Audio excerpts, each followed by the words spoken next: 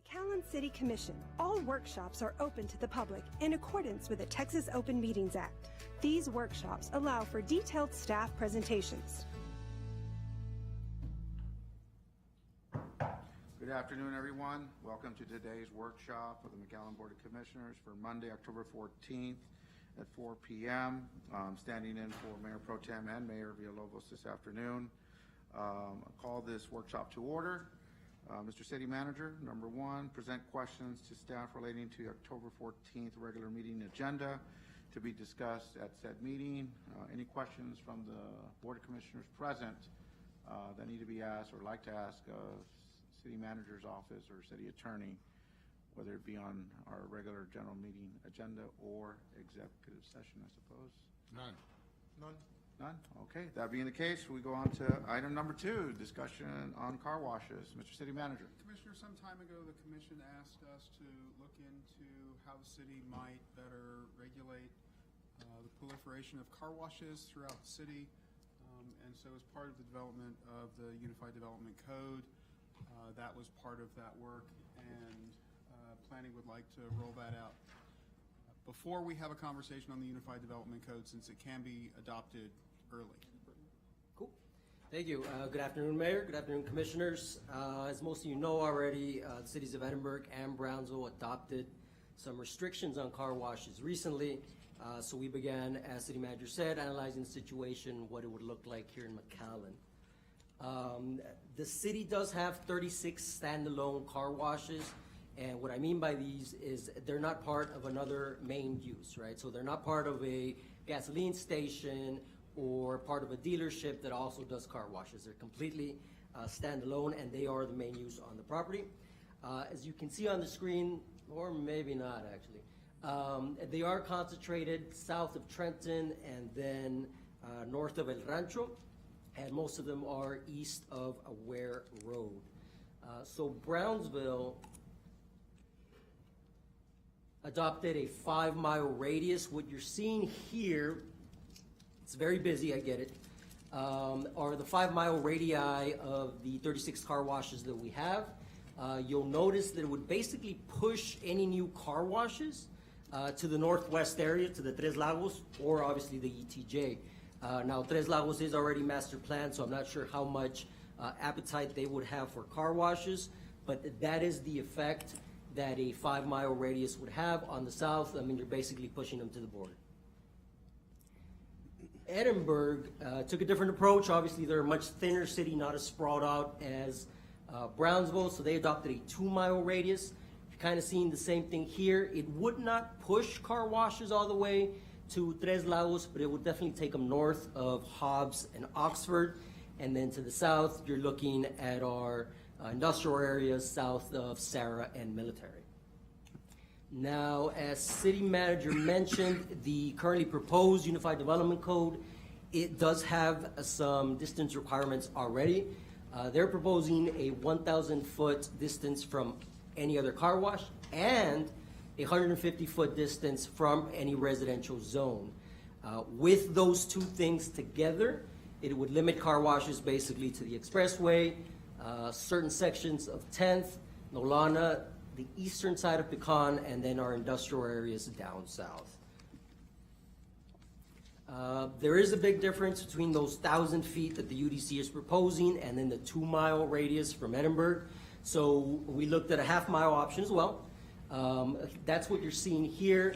Again, it would push car washes to the expressway and basically just our south side industrial areas. And that's just with half-mile.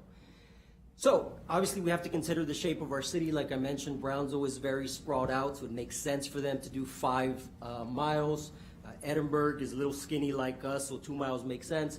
What you're seeing here is the overlay of 1,000, half a mile, and then 1 mile radii.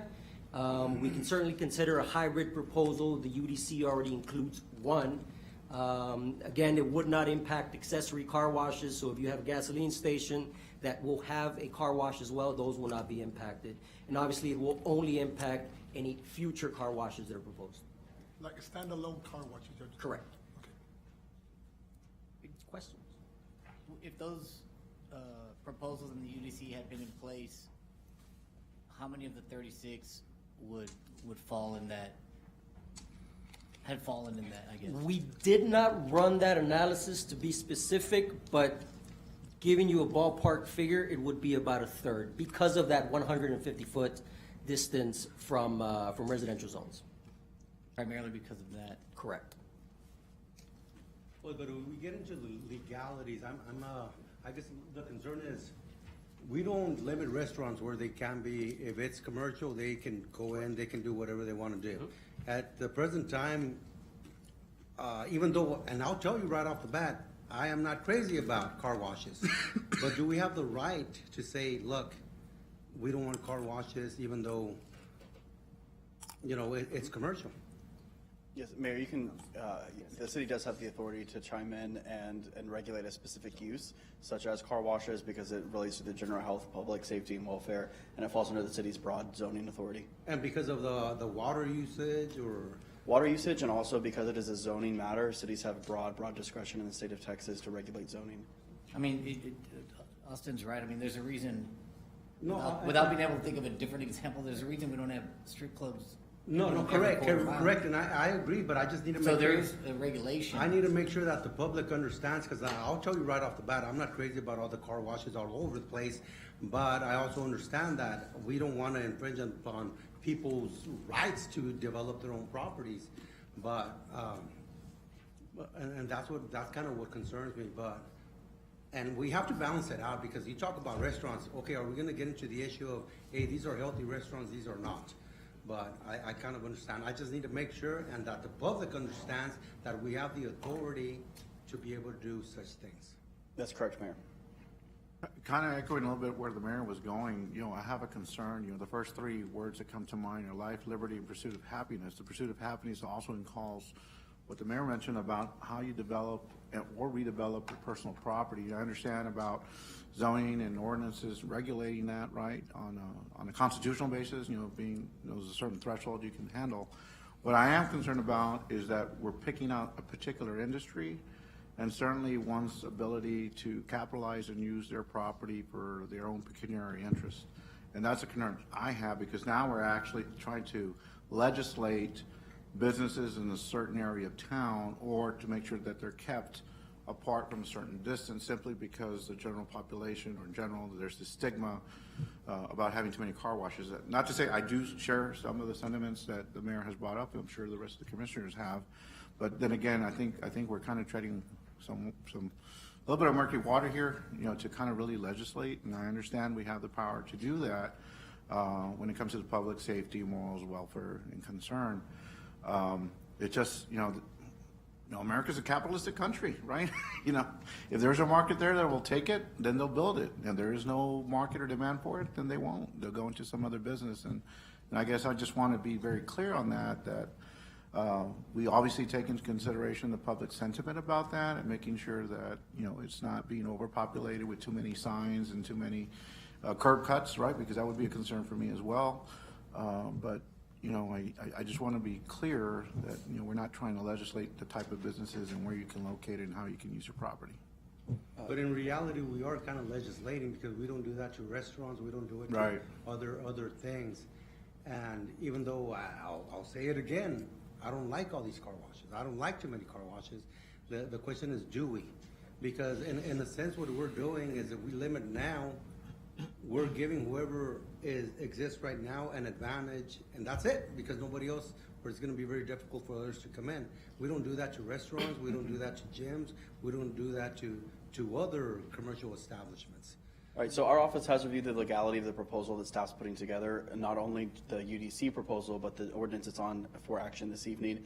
And so we are confident that what we are proposing is constitutional and passes that muster. Right. And so I don't think there's any liability concerns for the city. When we're looking at the more practical approach of trying to balance private interest and producing, businesses and encouraging business development while also listening to public sentiment, there are those conditions where this commission does take into consideration We have conditional use permits for bars, we have conditional use permits for football fields, we have conditional use permits for churches. The reason we have those permits and those conditions is to make sure that we're promoting the public health, safety, and welfare. And so I think there is precedent. It's not just singling out car washes, but there are other types of institutions and types of establishments where regulations have been imposed. And so it is a tough job, but that's the balancing act that like you mentioned earlier. And that's what we balancing gotta act. do, and it's, a lot of times I always say we have to make the tough decisions at the times they have to be made, and if this is one, we'll do what we have to do. So I understand that in terms from a constitutional standpoint, this is like a rational basis kind of scrutiny, right? It's actually not even under the federal system of the rational basis test. It's the Texas Constitution, for the most part, relating to land use. And Okay. so it's the city's authorities under the Texas Constitution, and then as delegated by the Texas legislature to the city through Chapter 11 of the Texas Local Government Code. And so Okay. the standard, it's usually abuse of discretion. Oh, actually. abuse of discretion. Okay, I did not realize that. So I think for me, whatever the least onerous means, I guess, would be something I would want to take a look at. And I think Joaquin and I may understand what that standard is, abuse of discretion, but if you can tell the rest of the commission what that is. What that means. Sure. So a challenge to this would be anybody challenging a car wash ordinance or a zoning ordinance in general has to show that the ordinance was done pretty much arbitrarily, and that the commission was abusing the discretion, didn't have any reason to enact it. It's a much higher standard than just a simple civil case. Have we looked, there's ways of, qualifying an establishment in an area or in a place, and in this case, the stacking part of this industry, what is it that we're doing today? There have been some stacking problems in the past, and could be some more. I see some at times when they're more popular than others, that they're right next to a corner, and then you have a stacking problem, and you got an exit problem, and so some of those regulations might be looked at and see if we could eliminate this problem that our community is seeing. That because it's a safety problem, it's a nuisance problem, we're getting it in the school districts, right, in the schools, and we're seeing all the stacking there, and we're seeing those problems in those, and then if we start, and then we see it multiplies, or it happens in just any type of the day, on 10th Street and 23rd Street and Olana and on Dove, and where you have thoroughfares, major thoroughfares, and maybe looking at that could eliminate some of the problems of having too many of them. Do you have any data, like we have, like a certain threshold for police officers per thousand? I mean, anything per capita that's out there that? Not that I've seen, Commissioner. It really seems to be just kind of basically every locality, they make that decision based on their water usage and their Right. means to conserve. But if you look at what qualifies them, or what they have to do to be able for a location to qualify to having that, you might eliminate some of them, in those areas. And the other thing that we should look at is, there's a difference between this 1 mile, 2 mile, 5 mile radius. Thoroughfares. You're going to establish these in major thoroughfares, right? So if there's something, let's just say there's one on Trenton, and there could be another establishment on Freddy Gonzalez, which is 2 miles away. Would that eliminate one being in Freddy Gonzalez, at Freddy Gonzalez? It would depend on the location. Freddie Gonzalez and But if you put a 2 But it's certainly mile, possible, if you so. put a 2 mile, it will, won't it? See? And so that logic of just saying 2 miles and 4 miles and whatever miles it is, I mean, what would be wrong with another car wash on Freddy Gonzalez and and text today. Now, if 4 of them want to come in at that same intersection, that could be a problem, right? So that's what I mean. So I know we're looking at as a solution. There's not going to be the one that fits everyone, but that could, I don't know if just length or distance is a way to measure it. So look at it kind of like a density issue of how many car washes in a certain location, okay. I think that the UDC proposal, Commissioner, actually does address that Okay. instead of being I agree with you that the flat out of the half mile and the 2 mile, there's concerns where it's Freddie Gonzalez and Trenton, that the UDC. Well, I use that as an example. Right, It could be right. anywhere, okay? Right. It's a good example, and so it's easy to think of in our heads. The UDC proposal takes that into account by having the 2-prong analysis of it's only 1,000 feet instead of a mile or half mile. It's a much shorter distance, and then the 150 foot to a residential area. And so under that analysis, you still have to look at the distance, but that's why in the UDC that distance is so small, so that you wouldn't prevent that thoroughfare development that you're discussing. Yeah, I mean, I didn't see it as regulating a very specific industry. To me, it was just the way you plan your city planning for how you want your city to develop moving forward, right? And so we've heard it from the residents, and I thought 1,000 feet was actually light. I thought the half mile proposal was probably very reasonable and fair. I didn't think the half mile was probably about double that, right? Double the 1,000 feet. But I know McAllen has always required recycled water. I know some of the other cities did not and now have moved in that direction. But that still doesn't make it just a limitless supply. I mean, there's still loss, there's still some level of delivery, there's still some level of push. So it is a water conservation issue moving forward.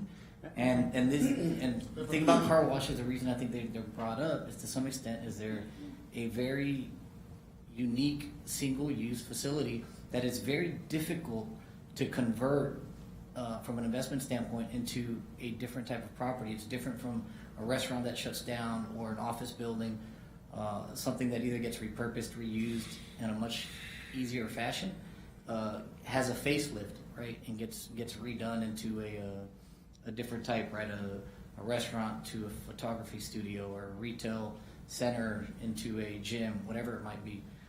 The level of reuse and potential, I think, changes is different.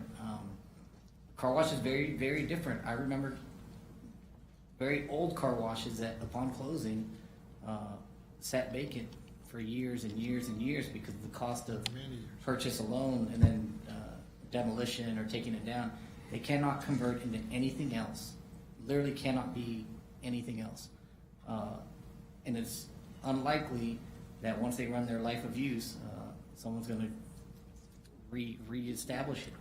And so we have to plan for that to some extent, that we don't want pieces of our city falling into decay, and what the potential of that might be.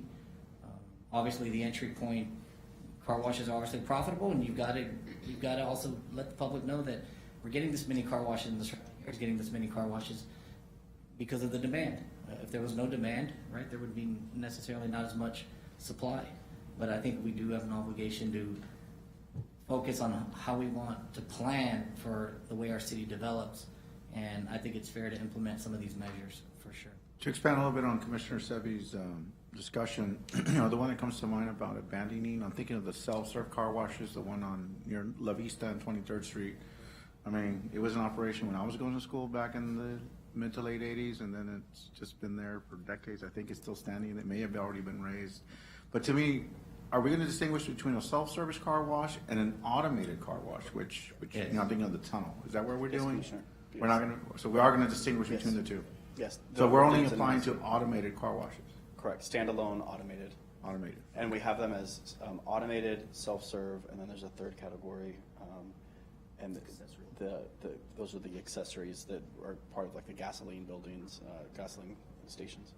I mean, for my part, I think between the 1,000 feet and the half mile that's been discussed by Commissioner Haddad, I think that's a good start for my part. So we have a proposed ordinance on the agenda for your consideration this evening. If you'd like to proceed, or if you'd like us to bring this back, we can. I'd like to see if we can have this brought back, just to see at least within 2 weeks at the next available meeting, to allow us as commissioners to see if there's any input from the public. Also give them a little bit more notice for public comment, for whether it be proprietors of current car washes or persons who just are totally dismayed and discombobulated by the fact that there's too many car washes in town. That way we have a fair opportunity to hear them out.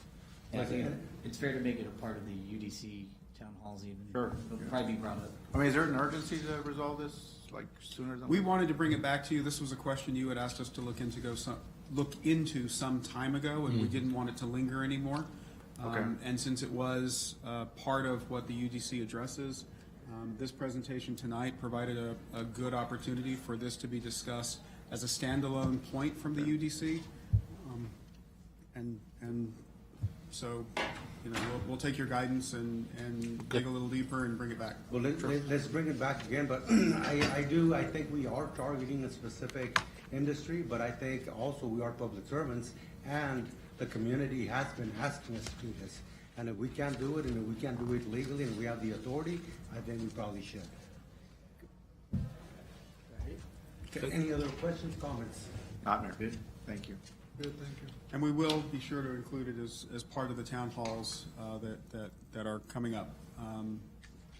Mayor, with that, the next item on your agenda is a presentation on the proposed Unified Development Code that Michelle and her staff at the Development Center, the Planning Department, have worked on for a long time. This is a long time coming. It's been out to the public for quite a while.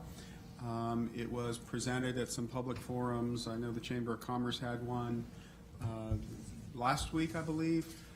We are in the process of scheduling workshops with commissioners in every district in the city.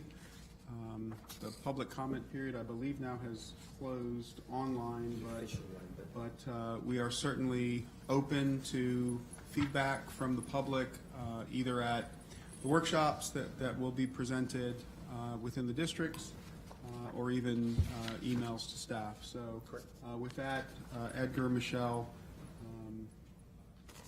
tell us about the Unified Development Code. Alrighty. So the Unified Development Code is the continuation of Envision McAllen. That's our comprehensive plan that was adopted in May of last year. Soon after Envision McAllen was adopted, the work began on the Unified Development Code with our consultant Friesen Nichols working on the code based off current practices here in McAllen, items identified during the public input phase of Envision McAllen, and certainly meetings with city staff from planning, traffic, engineering, public works, McAllen Public Utilities, as well as fire. A UDC at its core is a technical document that seeks to combine disparate ordinances that are found throughout our code of ordinances. And that way you'll be able to pick up one document and see everything you need to develop here in McAllen. As City Manager mentioned, the public comment period, the official public comment period, opened September 9th.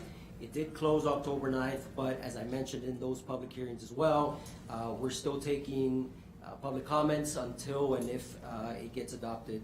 I tentatively scheduled it for October 28th. That's going to get pushed back now that we are scheduling town halls. But yeah, I mean, definitely keep giving us your input. I already mentioned that the main party working on the UDC was Friesen Nichols, who were our consultants in both phases, both the comprehensive plan and the development code. Collaboration and comments came from city staff throughout the process. Likewise, we did take sections of the UDC. It was 6 modules in total to the city's ordinance review committee, made up about half a dozen directors of the city, Assistant City Manager Michelle Rivera, and 3 of you guys, Commissioner Zamora, Commissioner Haddad, and Commissioner Quintanilla. The UDC does, again, lean heavily on the public input that we received during Envision McAllen, with the ultimate goal of fulfilling Envision McAllen's vision. The first difference you're gonna see when you pick up the UDC is that it's full of illustrations, especially when compared to our current code of ordinances, which is walls and walls of text. The idea here again is to try to make it easier for anybody to be able to pick up the UDC and figure out what it is we're talking about, how we're calculating certain requirements, and what the process is for certain permits. On this slide, you'll see some of the examples that we have, charts, illustrations. Now, it is meant for the public, but it also serves the purpose of helping staff be able to explain what we're talking about. For example, we're talking about block length or front yard setback, side yard setback. There's not a lot of room for interpretation there when we have a graph that says this is where you measure it from. There will be changes to our zoning districts. We'll have basically your equal zoning districts. Your R1 is still going to be in R1, but we are consolidating some of those, such as all our R3s, and we're expanding what is allowed in others. We'll also be introducing 4 new districts. 2 of them are mixed use. Another one is called City Core. That's intended for the areas just north and just south of Business 83, between 10th and Bicentennial. And finally, a thoroughfare overlay that can be used to ease restrictions further along chosen thoroughfares. Since there are new zoning districts, obviously we are going to have to rezone the whole city. We intend to start that process, both just sending out public education and meeting with people 2 to 3 months after the UDC is adopted. We'll start that process so that people know what to expect, how it's going to impact them, if any, and what's going to go on. Yes. So this is a comparison of our new residential zoning districts and their building restrictions. First thing you'll notice is the residential zones are now distinguished by their density level instead of their specific use. The R1 will effectively still be the single family zone, but your R2 and R3, by focusing on density, we're opening up McAllen for more types of housing. That issue that we've had recently with detached duplexes needing an R3A, an apartment zone, that's gone with this, and that's something that we have heard continuously. Front yard setbacks are proposing to go down, so from 25 feet you're going to 20. The side yards across the board, we're going down from 6 to 5, matching the building code. And our building heights are increasing. Currently, our maximum building height is 25 feet across the board. Here, we're proposing 35 feet in the R1 and R2 districts and 45 feet in the R3. Again, trying to make as much use of the land that we have and trying to become denser. Currently, we have 5 commercial districts that are going to be consolidated into 2. It's a local commercial district, which joins your C1, your C2, and your C3L, and then a regional commercial district, which contains your C3. The C4 will be moved over to the I1. The C1 local commercial district is intended to serve as a transition area between residential and more intense commercial uses, while the C2 is intended, again, for more intense commercial development that's more intended to attract people from outside McAllen. Here you'll also see that the setbacks and the height maximums are being increased to take advantage of the property available as much as possible. The industrial districts keep their same name. They're pretty much the same thing. Again, we are adding C4 into the I1, which is light industrial. Again, relaxed setbacks and increases in height requirements to allow for better and more efficient land use. The mixed-use zoning districts is something that we've heard for a while. It was mentioned a lot by both developers and the public in Envision McAllen. It allows for commercial use on the first floor and residential on the floors above. Currently, the only way you could have been able to do something like this is through a planned unit development, which for those of you who don't know is a lot of work up front. You need architectural plans, you need engineering studies, and all that before you even know if something will be adopted or approved rather by City Commission. Here you'll be able to do this by right. These are just some visual representations of what can come from those mixed uses. New to the code would be the by right allowance of accessory dwelling units or ADUs. These are casitas, granny flats, in-law suites, guest homes that now will be allowed without a conditional use permit. The code will allow for them to be standalone, detached, either over a garage or attached to the main structure. Depending on the size of the lot, The ADUs can get bigger, but for your average McAllen lot that's basically less than 6,500 square feet, the ADUs will be somewhere between 450 and 650 square feet. That wouldn't include a garage conversion, right? That's already allowed, I guess, now? That's already allowed if you're able to still give us one parking spot beyond the front yard setback. Bringing it back to the use of tables and charts for the ease of understanding, right, for the public, the UDC is incorporating this use table. This is just a snippet, it's not the complete one, which outlines the different uses and whether they are permitted, restricted, or need a conditional use permit for each zone. Again, this is one of the main features that the public will be able to use. It is easy to follow. Obviously, if there are still questions, by all means, they can call our department. But this should take care of a lot of the can I do X on Y zone questions. The next big change that is coming is parking. The short of it is we're proposing to require less. Again, so business owners will be able to have more control over how they choose to use their own property. In most cases, we're proposing to reduce parking by 1/3, in some by as much as 1/2. Now, I've said it before, I'm going to say it again. These are parking minimums. If a developer understands their clientele and what uses they're proposing, they can give us a lot more parking even than we currently require today. We're just not going to require it. This graphic is just an example of how much land is lost to parking sometimes. This is Business 83 on the north, Houston on the south, and then Bicentennial and 10th. All the red areas are parking or land rather, that's being lost to park. It's about 35% of that area. This is a comparison of some of the uses and how they're going to change with the parking requirements. A 1,200 square foot bar currently requires 12 parking spots. We're proposing to go down to 6. 10,000 square foot office would require 53. In the future, we're hoping it would require 20. Restaurant, 1,500 square feet, down from 15 to 8. Warehouses, they tend to be more intense and sometimes 24/7 operations. So those, you're not going to see a lot of change. Currently, we require 25. The UDC is proposing to require 20.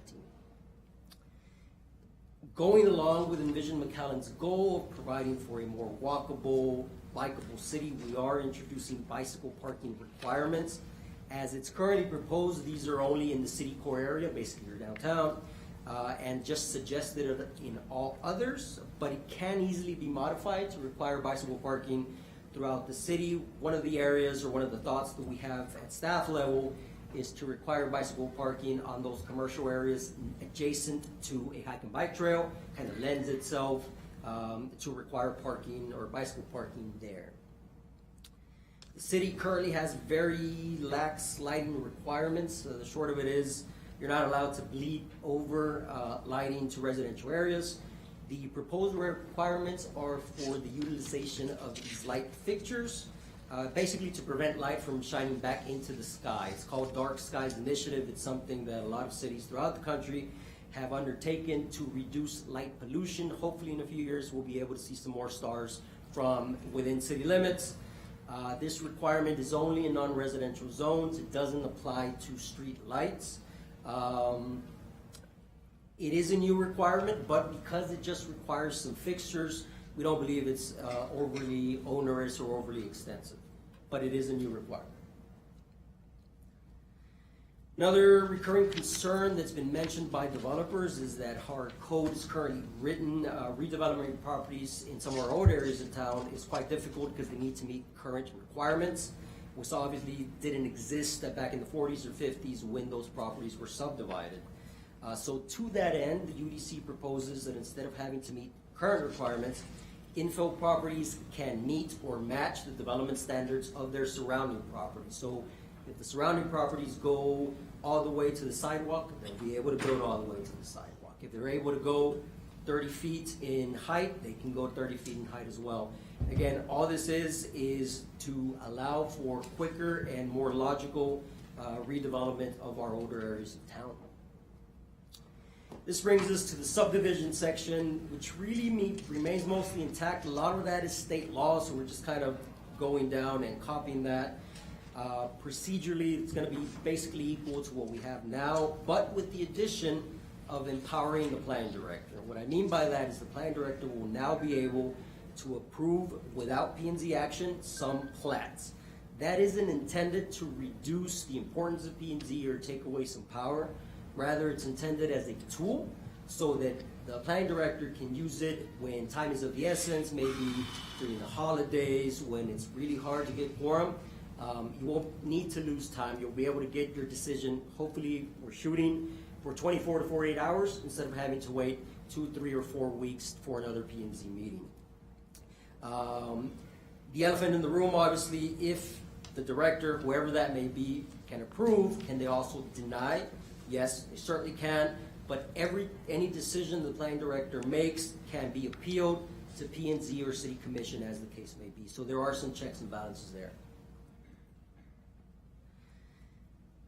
In the spirit of making McAllen better connected and easier to traverse, block lengths are being reduced to 600 feet for high-density zones, 800 feet for your R1 and R2, that's low-density and medium-density zones, and then 1,000 feet for non-residential districts.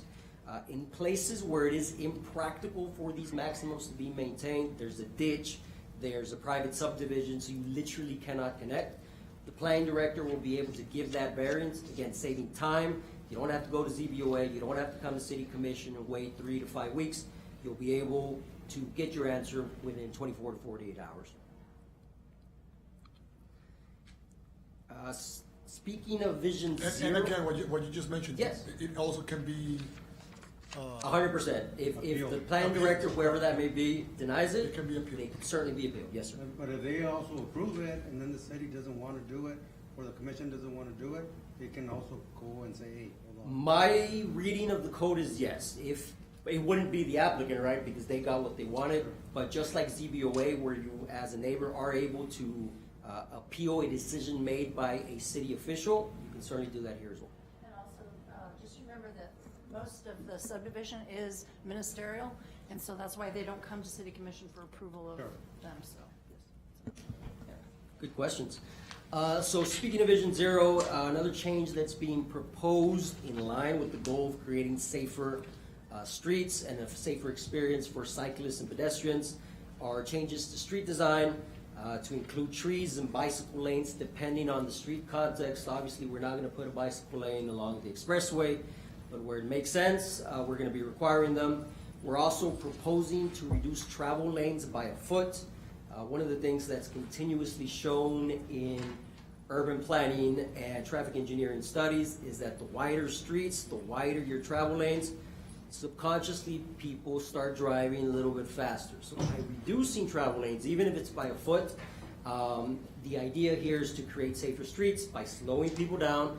And yes, it's geared towards pedestrians and bikers, but it's also, the side effect is also for the other drivers. You're going to be a little safer because you're going to be driving a little bit slower. One of the most innovative proposals in the UDC is site design. These are voluntary design elements that can be incorporated that will earn the site points, which can then grant increased flexibility in basically anything on the site. So you can get bonuses in maximum height, bonuses in building coverage, or increases in density. There's 2 categories here and 2 levels of bonuses in each. Some of the design elements that we're talking about include putting the garage in the rear, incorporating arcades. That's not Mortal Kombat. It means these walkable covered areas. Somebody got their Mortal Kombat. Thank you. Using native landscaping, capturing rainwater. Again, these are completely voluntary, but they do encourage human-centered design and green building and conservation. I know some of these are already being incorporated by certain architects, so they'd be on their way to triggering some of these bonuses. Another proposal that we've had really good feedback on is called minor modifications. Again, in the spirit of promoting flexibility and trying to cut red tape, minor modifications allow for the planning director to approve without the need for ZBOA, City Commission, or P&Z changes or deficiencies to most requirements on the site. So we're talking parking, landscaping, signage, some setback. This is a big one because there are times where by no fault of the developer, there are slight issues to meet the requirements, right? Let's say you need 1,000 square feet of landscaping, but you've tried and you've tried, you can only give us 950. Or you need 30 parking spots, and again, you've tried, but you can only give us 29. Normally, we would tell you, here's your ZBOA application, we'll see you in 4 weeks. Here, the planning director, whoever they may be in the coming months, will be able to make these decisions. Now again, they may not be as flexible as I am, right? But anything or any decision made by that planning director is able to be appealed to P&Z, ZBOA, or City Commission, as the case may be. So there are checks and balances. It's streamlines the development process. Yes, sir. That's pretty good. And so we did have some public sessions. We took it to P&Z September 25th. The chamber last week, we did have to change that date. There was a mix-up. I'll take that hit today. City Commission workshop. I'm scratching out next week's P&Z and City Commission public hearing of the 28th because, as City Manager mentioned, we will be having town halls in every district. So, I mean, at this point, the UDC is being pushed back indefinitely, however long that might take. We'll bring it back to you guys when ready with the red lines that are requested by the public. Questions? That's it? For now? I can keep No, going. that's okay. It's 400 I'm pages. just excited about this. Does anybody else around have something similar to this? So the city of Edinburgh has a UDC, a Unified Development Code.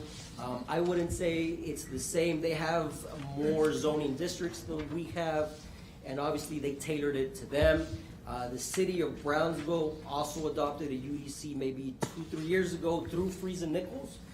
You'll see some things that are similar, but I still think we're more streamlined. The city of Brownsville, they kept still. Because I haven't seen something like this anywhere around, so I think we always say that we are the leaders in this, even though I think we're a little bit behind than other areas, and which is one of the reasons to me that there's a lot of traffic. Density is very important, and I hope people understand, because I know there will be a pushback sometimes when we get some of the issues. We are so accustomed to the old commercial, residential, but what does that do? It causes traffic, more traffic. Myself, for example, I can't go get a loaf of bread or go buy me a beer or do whatever I want to do unless I get in my vehicle and go. This is a game changer. So I hope the community, I know there will be pushback here and there, and especially in the more affluent communities, but you know what? Things have to change. We are McAllen, we're proud of what we are. I'm proud of what you all have done, what our community is doing, so let's do it. Thank you. Well, we'll have the town hall meetings, and we'll look at and talk to our residents, and with the understanding that this has been a work in progress for quite some time. Yes. And it is a large offering to our community. Okay, so but if you dissect it to those that have that expertise, okay, and it affects them, that's what we want to hear. We want to hear that part of it, not that we don't need 400 pages to tell us what to do. It's let's look at the lighting situation. Let's look at specific things to see, and again, it could be adjusted in the future. It could do whatever, but again, there's been a lot of work, a lot of effort, but we need to bring it to the attention of those that might lend us a hand. Yeah, and then the community, and then us as elected officials, we need to have the courage to do what is best for our community. We should not be concerned about getting reelected or anything. It's what's best for our community, and that is it. And if you remember, you mentioned the 400 pages, but we're also going to be repealing a lot of other ordinances, and poor Austin's having a lot of heartburn over that because we're going to have to make sure all of those cross-references Correct. are done, but it's going to eliminate a lot of the red tape. And as you know, we've had development forums in this very room year after year after year where we hear that over and over again. So I applaud Edgar and his staff and the consultants for the job that they've done, and hopefully the community will be able to get on board. I'm interested to know how many comments did we receive during the comment period? So through email, we received none, for better or for worse. We received a lot more comments in person. 2 of those people are here. They'll probably reiterate their comments and concerns, 100%. We did have good comments and bad comments. That's going to be the norm in any code rewrite. 400 pages, you can't account for every single permutation.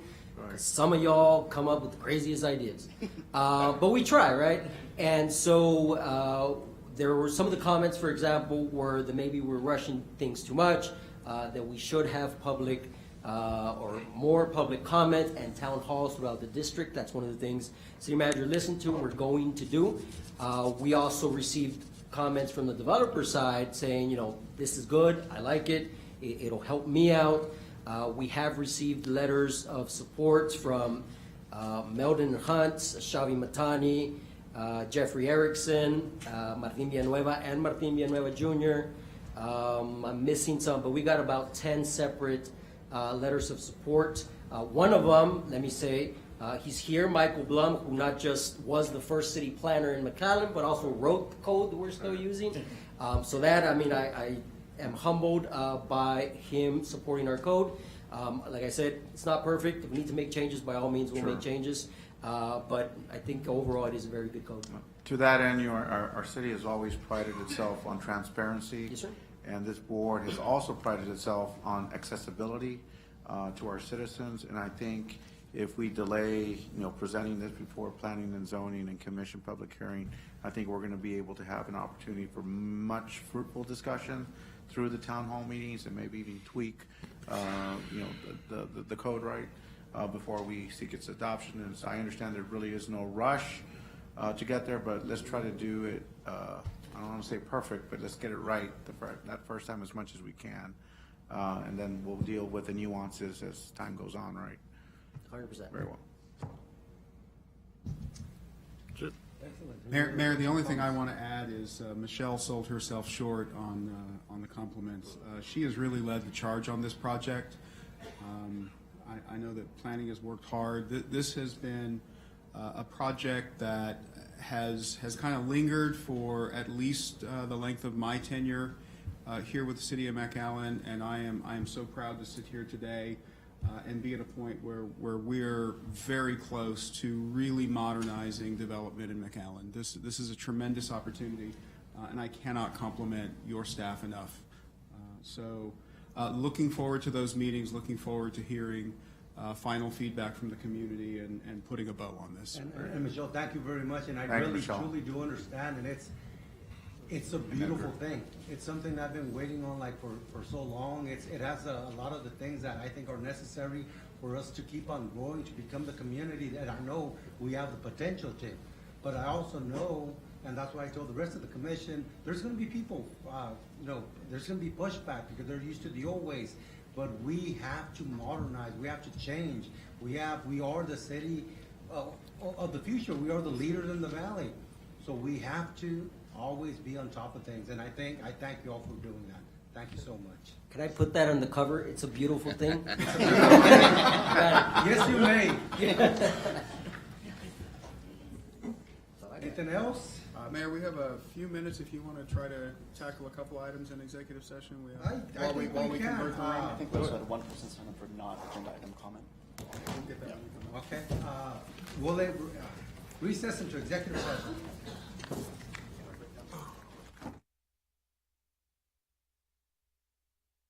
This concludes the workshop of the McAllen City Commission. Workshops are held every second and fourth Monday of the month, convening at 4 p.m. at the McAllen City Commission chamber on the third floor at McAllen City Hall.